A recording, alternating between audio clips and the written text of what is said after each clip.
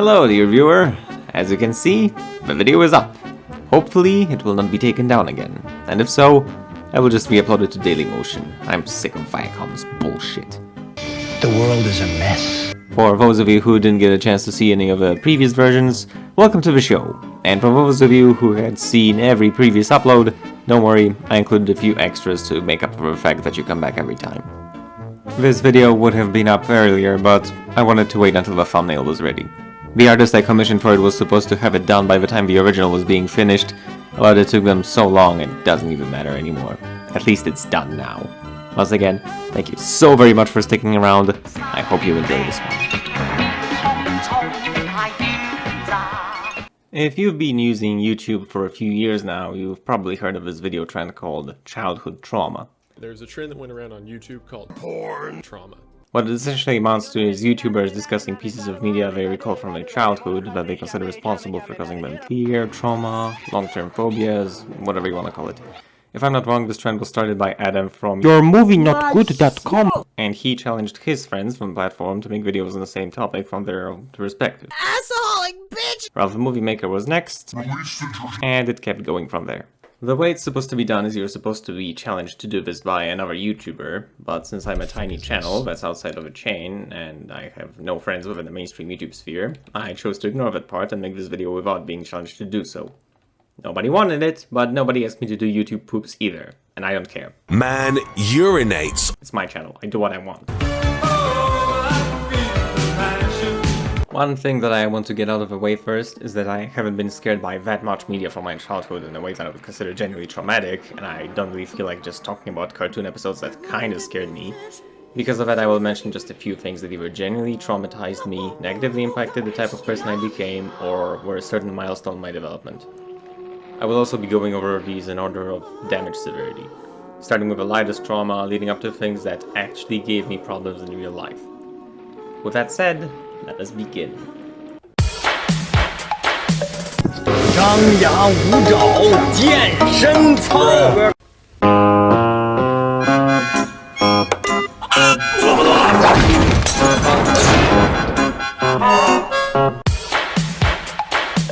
Our journey through the world of my trauma starts in the year of our Lord 2003. I was a small, dumb, underdeveloped, gullible 4-year-old. And like every smooth brain at that age, I loved the Teletubbies. But every Tubby stan will tell you there's one episode that is unlike all the others. Yep, Steve Reviews beat me to it. I'm talking about the allegedly banned episode. Since Steven Reviews summarized this short better than I ever could and included every single element that made it scary for me, I won't go over it in too much detail. If you are unaware, there was one episode of the Teletubbies that included some uncanny valley levels of content. Namely, a wooden cutout of a bear that moves around on a dolly and turns his lifeless eyes in a creepy manner. With brown, fuzzy hair. I'll go running over here. The creepy music doesn't help at all. If anything, it just builds tension. It makes you believe that something really bad is going on. I mean, look at this! Listen to this! I'll hide over here. Oh, it's not just a bear. There's also a lion, and he's the real fear inducer in this story. I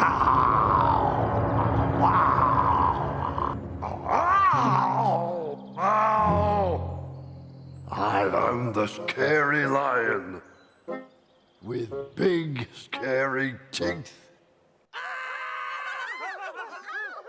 I'm sorry, is this not scary enough for you? Listen to the voice that I grew up with. Wow, wow. Jam jest straszny lew. Wielki ze mnie zwierz. Boją się mnie na górze. Na dole boją się też. How? How did they think this was acceptable to put in a show for toddlers? Looking back on it, there's something interesting to analyze about how I reacted to it.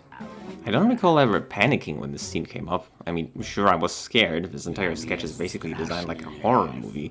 But I never ran away from the screen. I never screamed in fear when watching this. I never covered my eyes even, and I watched this scene a lot. Every time it was on, I was glued to the screen, staring at it with some sort of fascination, as if I was trying to decipher what makes it so effective. I misia znaleźć chcę. I was a scared little 4-year-old, but even then I could appreciate a good horror. I put this on the list because it was the first piece of media that actually scared me. It was a big milestone in my development. Nowadays, it still surprises me how effective it was at scaring me shitless, and I was very relieved to find I wasn't the only one who felt that way. Now, let's move on to scarier stuff. Gdzie jest miś?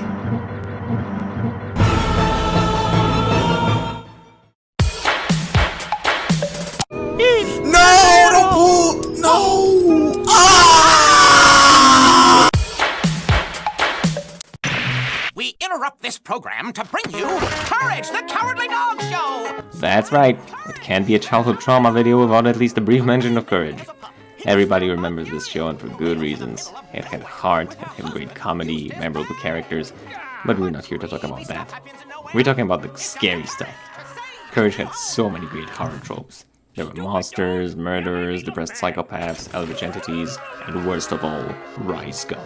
There are more episodes than I can count that terrified me as a child, so I will mention a few notable ones first. The Great Fusilli didn't have a happy ending. Thinking about it kept me up at night. Muriel and Eustace remained marionettes. The transformation into marionettes by itself was terrifying to me. When I saw it, I just thought to myself, does it hurt when those strings attach to your skin? What if you accidentally yank them out? Do you feel it as your flesh turns to wood? That was some existential horror for a young me. The Demon in the Mattress. It was one big reference to The Exorcist and builds tension amazingly. It would be lovely if I could have a cup of... Freaky Fred. The less I say, the better. This one I never saw as a kid, but I caught up to it as an adult, and it awakened something within me, something I kept hidden for years. This is not the place to talk about it. Courage in a Big Stinking City. The only thing truly scary about this episode was this one jump scare. You know the one. Other than that, the episode was hilarious. And the one episode of Courage that actually kept me up at night was... Ramesses Curse? No, actually, I never even saw that one as a child. Weird. Oh, I did watch it years after the fact, and I see why it creeped a lot of people out. His theme song was a banger though.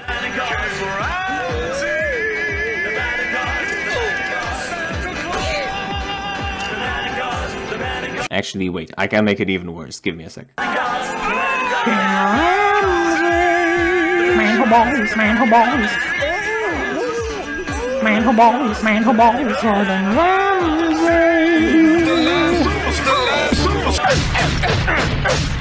The episode that really kept me up at night was the House of Discontent. This episode wasn't aired that often, which might be the reason why I don't hear people talk about it, but let me tell you, you only have to see it once to understand. The episode starts on a farm, like it usually would, but it doesn't feel right at all. There's no cheery tune to the sound of a windmill, it's the middle of the night, and an ominous tone is set for the rest of the episode. We get a shot of a full moon as we see Muriel reading out some sort of a prayer to rejuvenate a withered flower in the ground. May the blessing of the harvest moon fill this lovely plant with life and beauty. After it doesn't work, Eustace complains about how nothing ever grows in their soil and stomps the flower in anger. He then goes inside the house and we're left to wonder about the plant. We then cut to Muriel doing the dishes in the kitchen. Get out. Ooh, how menacing.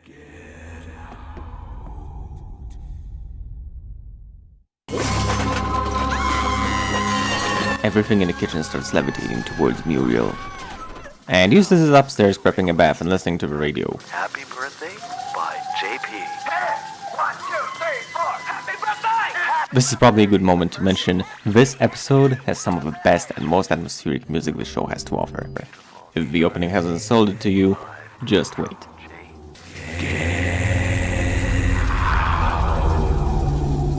We soon see it's not just Muriel hearing things, as Eustace seems to receive a ghastly eviction notice before the pipes all burst at once. Thankfully, Courage is already working on getting into the house to save his owners. The episode has barely started and we already see the truck in action. You know this is serious. Courage helps Muriel the only way you can in a cartoon like this, while Eustace's problem seems to solve itself as the floor collapses under the weight of the water. But then, so does the kitchen. Everyone seems to be okay, even though they crash into the basement. Courage takes a look around and we see it.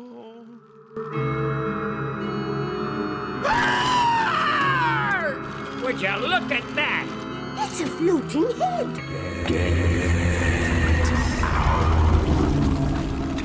That's not very polite. You didn't let me finish. The ghost before them is the spirit of a harvest moon. Because Eustace wasn't able to grow anything on the land, he and Muriel are to leave it or suffer deadly consequences. Because you don't respect your land, you must leave it. This relates to the full moon we saw at the beginning, as well as the withered plant. I ain't going nowhere. Then you will suffer the consequences. I haven't seen all the episodes of Courage, but I guarantee you this is the only time they did something like this. It's so uncanny with how real it looks. The combination of live action and weird CGI. The voice is booming and the music just completes it. I'm the spirit of the harvest moon. Wow, it must have been even scarier in Polish. Well, it was just about spot on, but I cannot refuse an opportunity to flex our dubbing. Ziemia nędzna! To nie jej wina, ponieważ ziemię macie w pogardzie. Musicie stąd odejść. Ja się stąd nie ruszę! Więc narażacie się na straszną karę. This is some Lovecraftian shit. You know why Courage is a dog? Because if he were a cat, the joke would be too obvious. The spirit gives them an ultimatum. Either they grow something in 10 minutes before midnight, Or go. Since Eustace is both too stubborn to leave and too certain that the ground is no good, he refuses to act on anything. Thankfully, Courage is scared enough to act immediately and returns to the nearest plant, but his life form... Oh, this ain't blooming anytime soon. Courage tries a few things to revive the plant, but ultimately there is no water nearby, so the plant won't get up. Meanwhile, Eustace has been spending the past few minutes bad-mouthing the spirit, and the atmosphere just tenses up. The disturbing image of floating heads sends shivers down your spine, and the music keeps the atmosphere just daunting enough for you to doubt if everyone's going to make it out alive, while you are guessing as to how cruel things could get. Stubborn. A farmer. Oh, Mom. Your time is up, non-farmer. Get out now, or face the consequences. Wait, he's gone. What'll happen now? Oh crap! Eustace, it's getting awfully warm in here.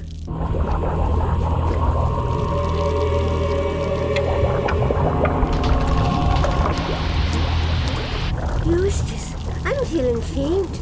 Ain't nothing. I'm melted. Oh, I believe you. They're not just sweating, their flesh is melting like ice cream. Courage miraculously digs his way down to the basement and there's no water.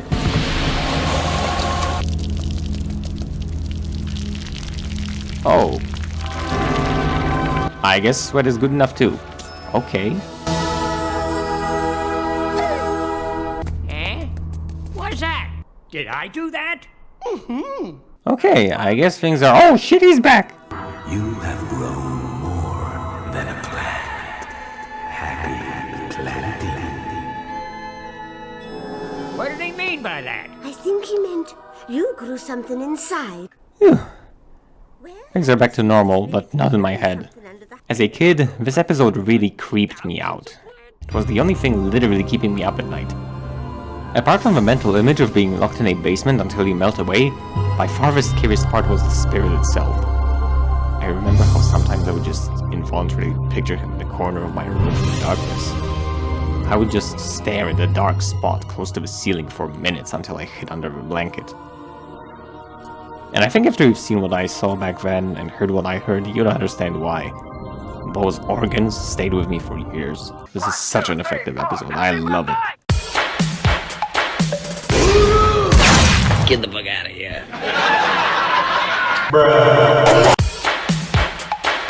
Now that we've talked about things that scared me as a child but I grew to enjoy as an adult, let's talk about something that scared me so badly I still get shivers when I watch it today. Something I don't like at all. It was just one episode of a certain show, but it was an obscure one, so let me introduce the show first.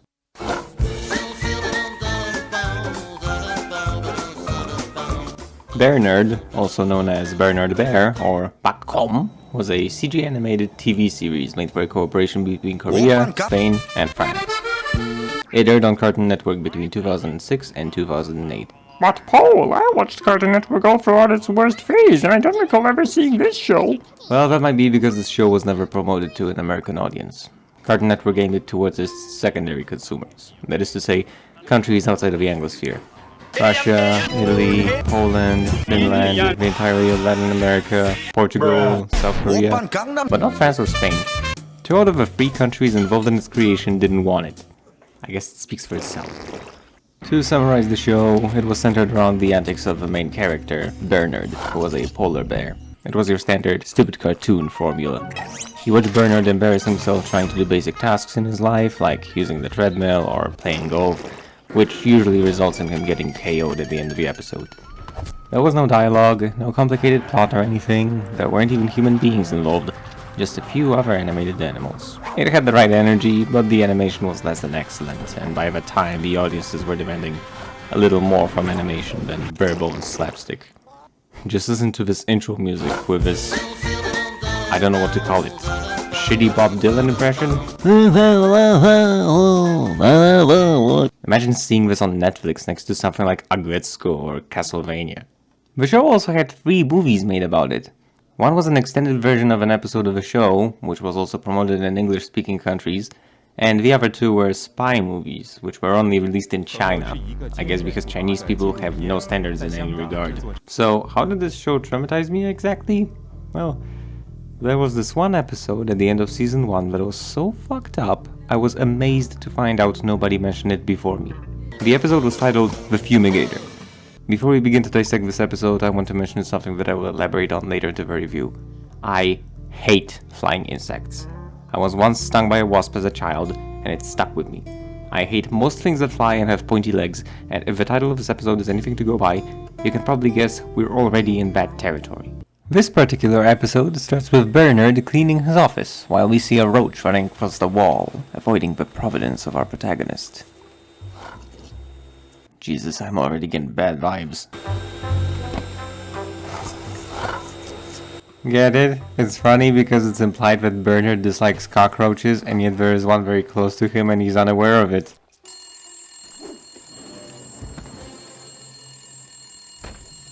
Ah yes, humiliating a character that hasn't done anything wrong yet. Oh jeez, that's just...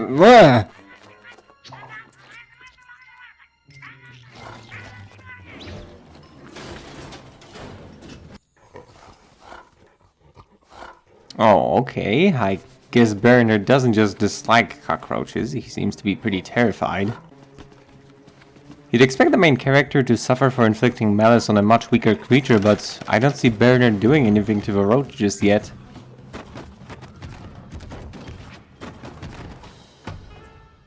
Oh no, he's trapped in there. I guess it'll be kind of funny to see him freak out by the presence of a single insect. Oh jeez, there's plenty under the floor.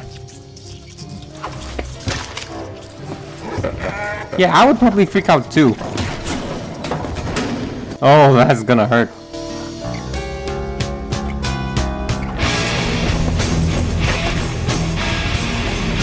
Ah, what in the ever-loving name of fuck is that? What the fuck is going on? I'm freaking out right now. Oh no, that's not a real window, he can't escape. I've been crawling all over him now. Ah, oh no, no! Ah, ah! We then see Bernard in a different room. Bars in the windows, a small bed in the corner. It's implied that some time has passed. We see him freak out in the corner of the room for a few seconds. Remember that this show used to be a silly comedy centered around slapstick? Now it's like we've entered the fucking Twilight Zone. What is going on anymore? Oh fuck, there's more! Look at this, he's fucking traumatized by what happened. He can't stand the presence of a single bug.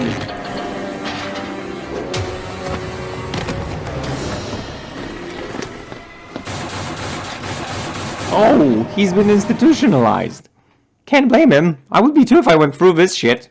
Oh, and the episode just stands there. Look at his fucking face. Don't put that ending there. The audience has just been for a bad trip. All this is doing is either convincing us that you either don't give a shit or convey to us how broken Bernard is. And now that you've seen it, let's talk about how badly I was damaged by this short. As I've mentioned before, I was always scared by flying insects. Mostly wasps, hornets, and similar monstrosities. As a very young child, I had nightmares involving giant mosquitoes, but I got over that with age. What I never got over was my fear of hornets. And one thing that actually severely worsened with time was my fear of cockroaches, especially because of this episode. Before that, I didn't even know that certain cockroaches can fly, and the way I learned about it was by seeing a cartoon character get assaulted by one the size of a fucking cat! To this very day, I still have nightmares involving imagery like this. Either I'm covered in cockroaches, being tackled by flying ones, or trying to run from some other type of flying insect, and this has been repeating for years. I hate this episode so much! You know, with something like the bear and the lion and the Teletubbies, you can get away with that, because maybe you just don't realize that it's really uncanny because you're at an age where you're not sensitive enough for that type of stuff. With whatever scary stuff they put in Courage, well, as much as it was creepy, it was never so intensely scary to give you nightmares, now was it? The writers knew what they were doing and knew that there are limits on a kids show. But this has no fucking excuse! How do you do something like this? Somebody had an idea for an episode, wrote the script for it without a second thought, showed it to their boss who had no problem with it, got clearance to the animation studio, and from there, not a single person involved in this project stopped to think, maybe it's a little too much for kids. And passed censors in multiple studios, and multiple countries, and nobody talked about this before me. How is it possible that this exists? You know, the perspective of an innocent character suffering a panic attack isn't funny. If this happened to me, I'd be screaming at the mere sight of a beetle. I witnessed it all along with Bernard. I was watching it all as it played out. It still left an impression on me. Who am I gonna blame for this? Wanna know something interesting? This episode had a sequel, The Fumigator 2. It involved Bernard returning to his home to eradicate the cockroaches for good. It built tension like nothing else. The show knows what it puts you through and it plays with you. Thankfully there is no trauma involved in this episode, it's just slapstick. Bernard doesn't get covered by insects or anything, he just enters the house nervously and scouts it for a minute before the bugs crawl out. The big boss isn't even involved here, thank goodness. It ends with Bernard tripping and accidentally releasing Cyclone B into the atmosphere. Unfortunately the doors are shut so he's unable to escape in time and he gets Auschwitzed. A rather grim ending, but it's nice to know that the cockroaches are gone. You know what? I'm sick of talking about this one. I'm sick of writing the script. I'm sick of describing my fear in this insubstantial way. Let's get something deeper. Get the next piece of media in here. Real scene on that thing. Among Us! What? Man, come on now, get that pep off there. Come on, somebody come get this, man. Come on now. Come on, get that pep off. That's too much, dog.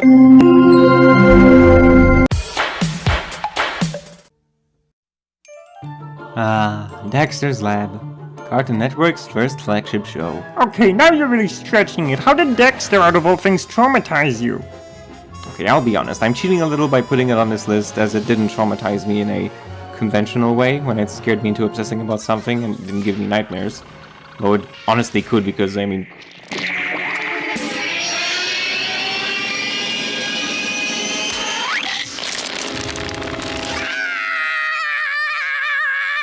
look at this.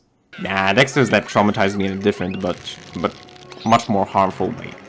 Specifically, it put me on a warpath with my sister. I will have to elaborate on this. So, for those of you who somehow missed out on this show, it revolved around the titular character, Dexter, who was a child genius owning a super advanced laboratory underneath his house, experimenting in it, inventing all sorts of wacky stuff, as well as trying to keep it a secret from his parents. Certain episodes involved more creative plots, such as Dexter's rivalry with his genius neighbor, Mandark, who had a similar complex under his house, and even owned a giant robot. Oh, how could I not mention, the best episodes were the ones that involved giant robots. Enough about this shit, how did it traumatize you? What was this crap about your sister? Okay, so Dexter had an older sister named Dee Dee, who was, at her most basic... An annoying stupid cunt who spent a lot of her free time annoying Dexter, breaking his stuff, breaking into his lab uninvited, you know, standard stuff that makes little boys mad. Here's the thing. I first started watching Dexter's Lab when I was very young, like 4 years old. At this stage, I was still a small retard and my brain was developing. I wasn't able to understand cues from my environment and think for myself, so I relied heavily on the media to paint the world for me. And Dexter painted a very bad image of my sisters, but specifically my younger sister. After an extensive and in-depth introspection, I have come to the conclusion that Dexter's Lab, the Cartoon Network cartoon, forced me to subconsciously recognize my younger sister as a permanent nuisance, an annoyance that must be deterred at all costs, a source of needless destruction that has to be kept at bay and disciplined. And the more I look back on it, the less justified it seems.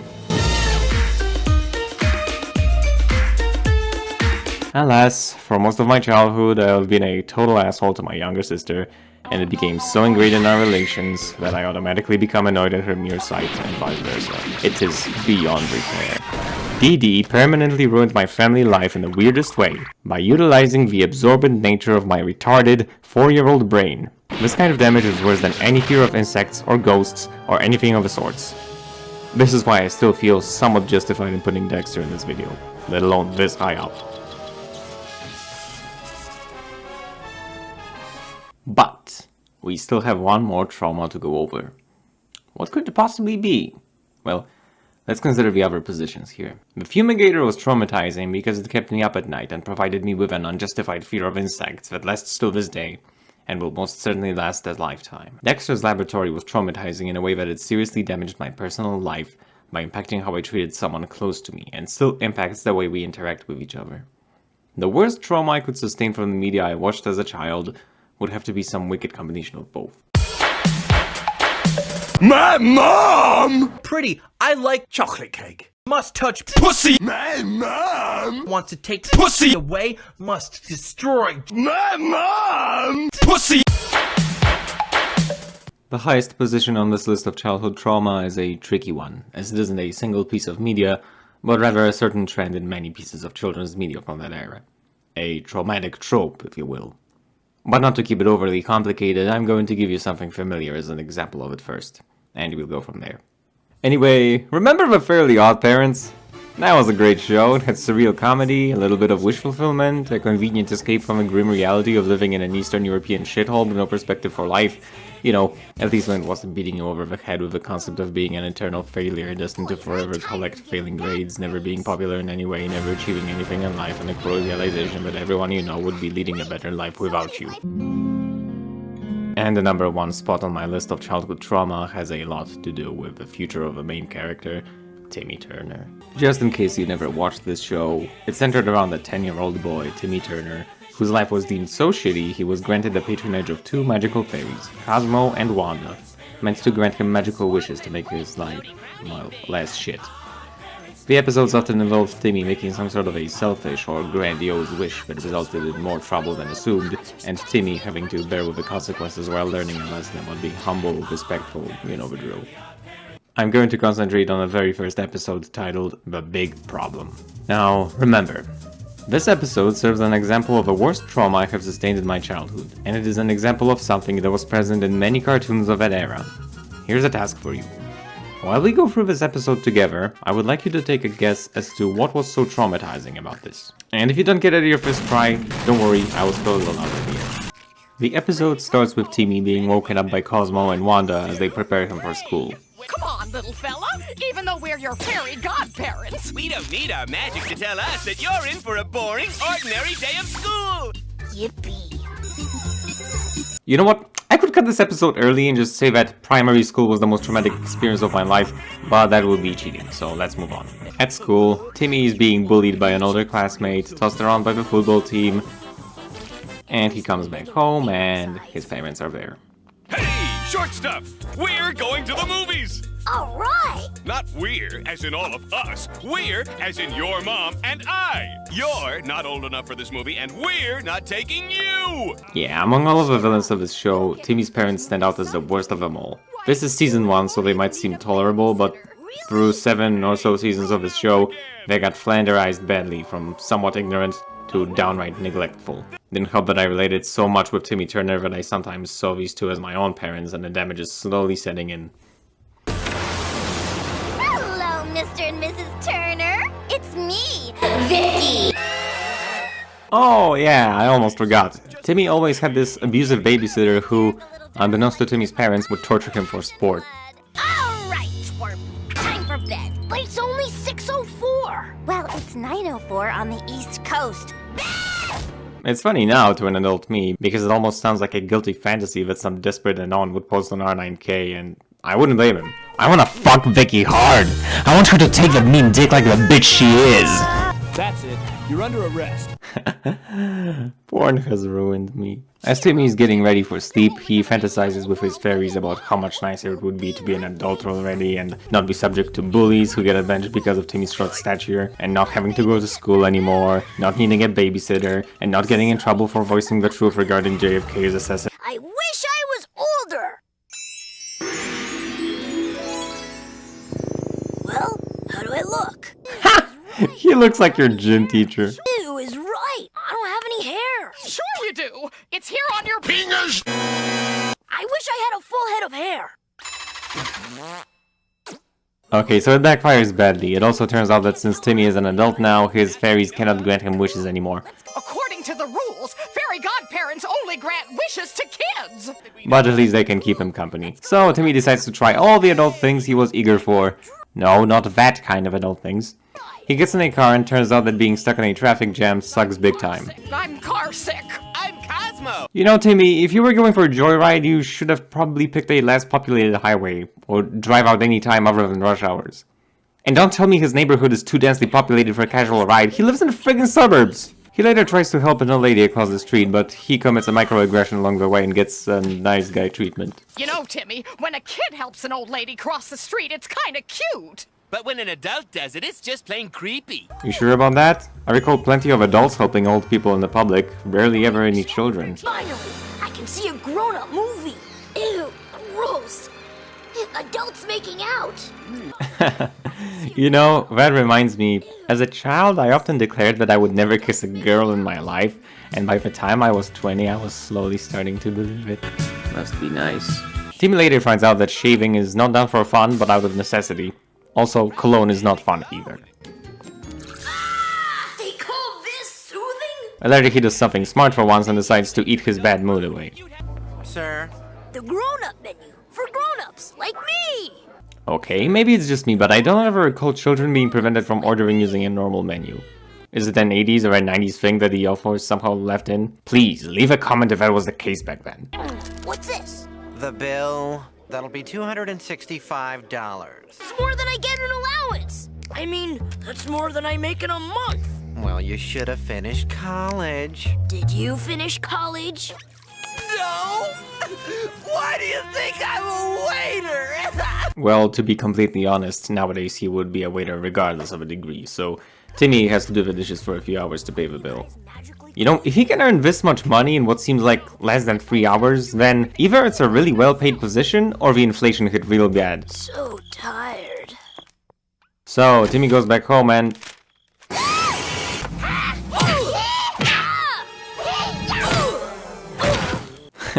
I think I should put ugly bastard in the tags. Timmy is forced to spend the rest of the night at the school football field, and when he wakes up, he finds his bully, Francis, picking on his friends. Pluck on somebody your own size.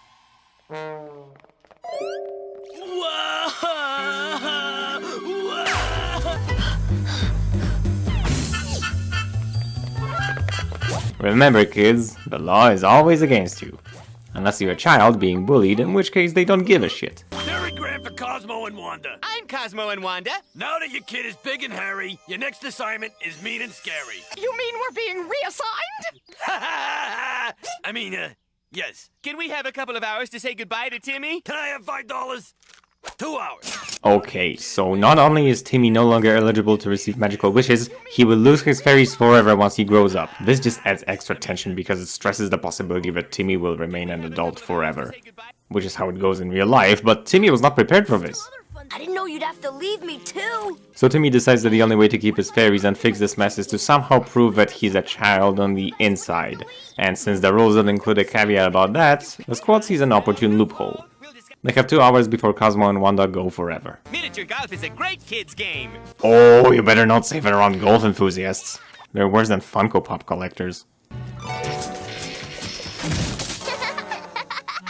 That's just plain creepy. Oh, that wouldn't pass nowadays. Not what Timmy's doing, but criticizing that. We live in a clown world, people. That's just plain creepy. Time to go. Can we have 2 more hours with Timmy? Can I have $5 more?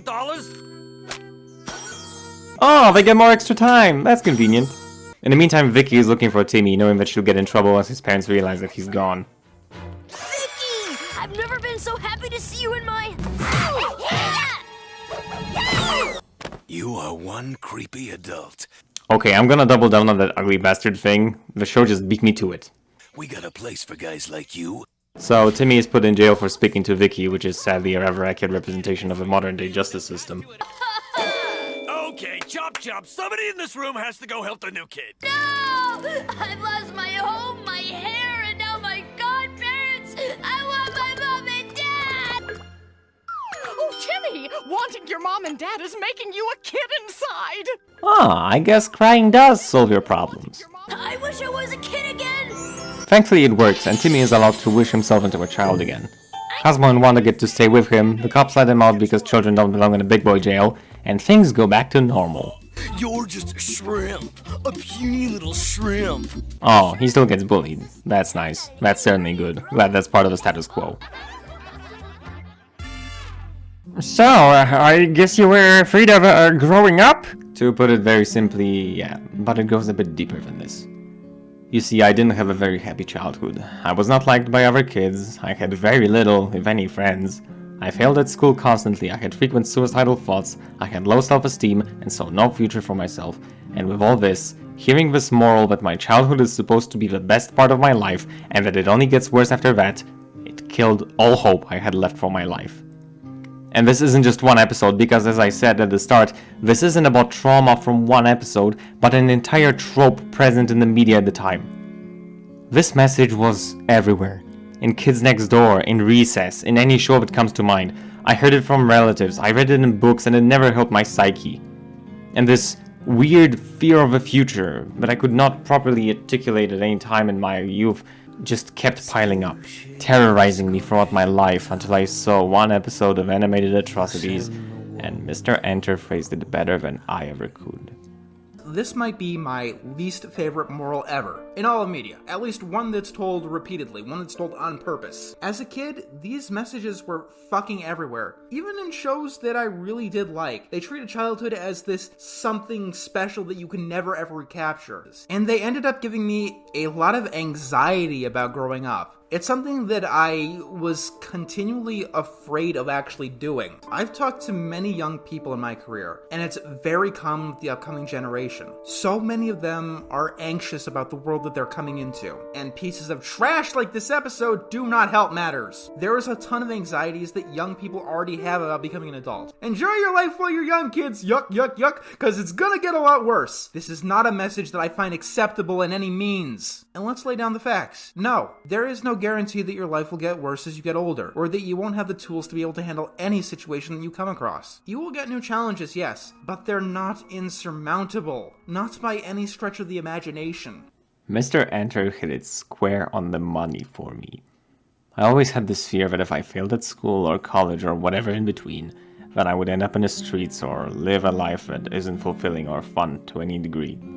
I was constantly afraid of growing up because for most of my teenage years I hated my life, hated myself, and constantly hearing that it would only get worse would scare the shit out of me. I'm in college now. Thankfully life is better than ever in some respects. I'm actually looking forward to my future for once. But it was a tough time early on, having developed so much anxiety over things. I still wouldn't say it's preferable to being fucking dead, but it's significantly less miserable than it used to be. And so, this is the most traumatic piece of childhood media that comes to my mind. I dedicate number one on this spot not to one episode or one certain show, but to a message that was present in all of children's media at the time. The damage it did was worse than any monster from Courage or any fucked scenario that you'd witness on a foreign 3D animation. It left me scarred. It made the perspective of existence terrifying. It preyed on my lack of self-esteem and dug into the wounds left by bullies in the education system and festered within them like a botfly. If there is one thing I would like you to take from this, is that your youth and your childhood are the worst parts of your life, and I promise you, it only gets better. As long as you keep going. As you grow more independent and become more able to make more and more choices for yourself, life gets more satisfying and less torturous. So many closed doors suddenly seem to be left slightly ajar. All these once terrifying concepts become common elements of your life, and you leave the worst parts of it behind as you say goodbye to the things you were once forced to accept as part of your existence. In conclusion, fuck this episode, watch it go.